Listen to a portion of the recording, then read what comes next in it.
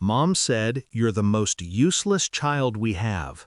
The words hung in the air like smoke, bitter, heavy. Everyone stared at me across the dinner table, siblings frozen mid-bite, spoons suspended. I felt their pity, their relief that it wasn't them this time. I stood up slowly, calmly. "Then stop calling me when you need money." Her face fell.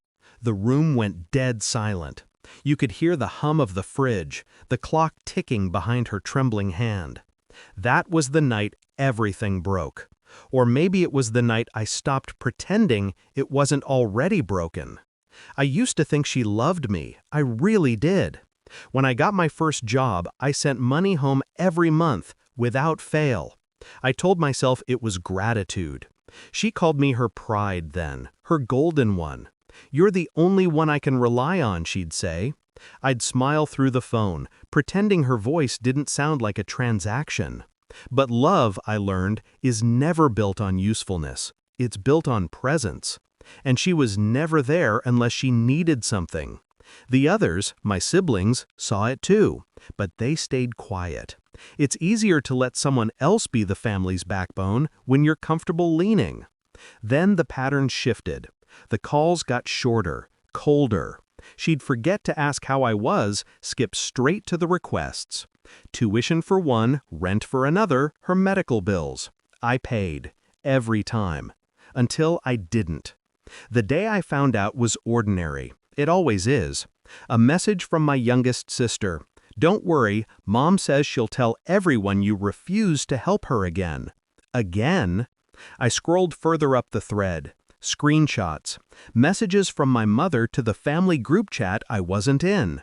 Lies stacked like cards. That I was selfish, greedy, ungrateful. That I'd abandoned them. Abandoned. The irony burned. My stomach didn't drop. My hands didn't shake. No, something colder set in. The kind of clarity that only comes when love finally dies. I didn't confront her right away. That's what she wanted, drama, attention, her victim crown polished for the crowd. I gave her silence instead, weeks of it, then months. I knew her patterns. She thrived on control, money, guilt, reputation. Take one and the others crumble. So I started small. First, I called the bank and quietly transferred my joint savings, the account she borrowed from, into one under my name. Then I called the credit union and froze the card she'd been using for emergencies. Then I waited. 2 weeks later she called. Her tone was soft, sugary, the kind that used to work on me. "Sweetheart, I need a little help this month. The bills." I told her I couldn't. Work was unstable. Times were tough. Her silence crackled on the other end. Then came the bite. "After everything I've done for you?" I smiled. Exactly.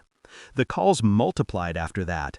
Siblings, aunts, even the family pastor. She'd told everyone I was punishing her, that I'd become cold, distant. They tried to guilt me back into orbit. I let them talk. I kept working, quietly, patiently. Then came her birthday dinner, her grand stage. The invitations went out to everyone. I knew she'd bait me with it, wanted me to come crawling back, pretending nothing had happened. So I went, not for reconciliation, for closure. When she said those words, "Mom said you're the most useless child we have," I knew this was the moment.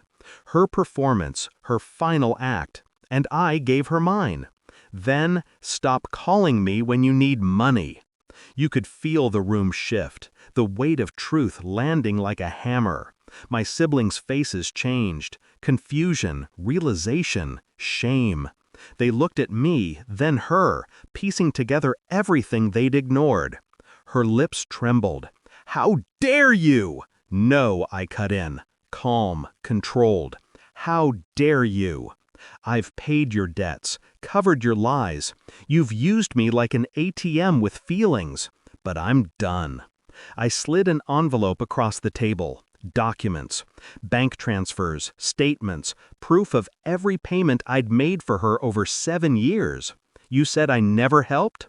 Fine, here's the record. I kept every receipt. Her hands shook as she opened it. The others leaned in. Silence thickened. It wasn't just money in that envelope. It was evidence of manipulation, of betrayal, of everything she'd hidden.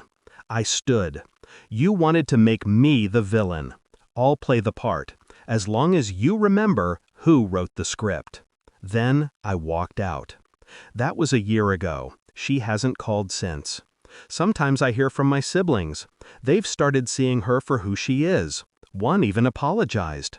I told them it's fine. It isn't. But forgiveness isn't the point. Freedom is. I still hear her words sometimes, echoing in that quiet, cruel tone. You're the most useless child we have. And every time I smile, because now I know the only thing she ever lost was her last useful one. And I made sure she felt it. Every silent second.